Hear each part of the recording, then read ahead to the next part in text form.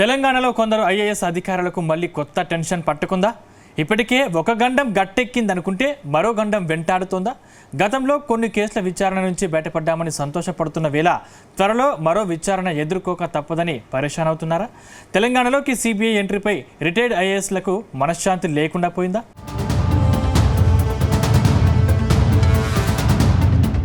Assembly సమావేశాల్లో రాష్ట్ర ప్రభుత్వం సంచలన నిర్ణయం తీసుకుంది.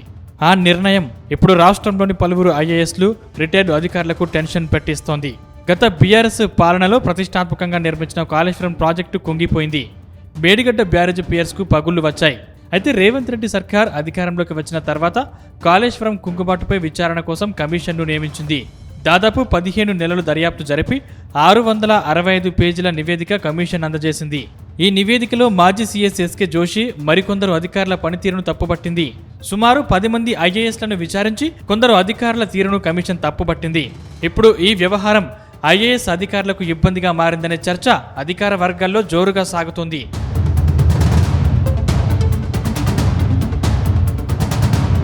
ఇప్పటి వరకు కాళేశ్వరం కమిషన్లో పలువురు ఐఏఎస్లను క్రాస్ ఎగ్జామినేషన్ చేసింది.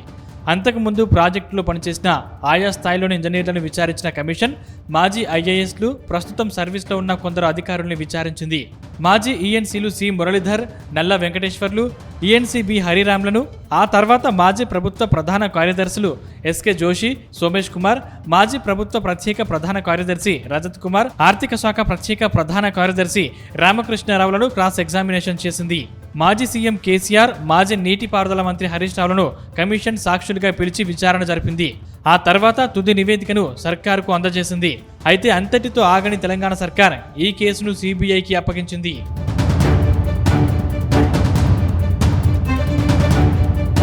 ప్రస్తుతం సిబిఐ విచారణ ప్రారంభమైతే కాళేశ్వరం ప్రాజెక్టుతో సంబంధాలున్న ఐఏఎస్లను విచారించే అవకాశాలు కనిపిస్తున్నాయి. గతంలో పీసీ ఘోష్ కమిషన్ విచారణ సందర్భంగా ఇబ్బందులు ఎదుర్కొన్న ఐఏఎస్లు ఇప్పుడు సిబిఐ విచారణకు హాజరు కావాల్సి ఉంటుందనే చర్చ జరుగుతుంది. మాజీ ఐఏఎస్లు సోమేష్ కుమార్, ఎస్కే జోషి, రజత్ కుమార్, వి నాగిరెడ్డితో పాటు ప్రస్తుత సీఎస్ రామకృష్ణారావు మళ్లీ విచారణ ఎదుర్కోవాల్సి ఉంటుందనే టాక్ వినిపిస్తుంది.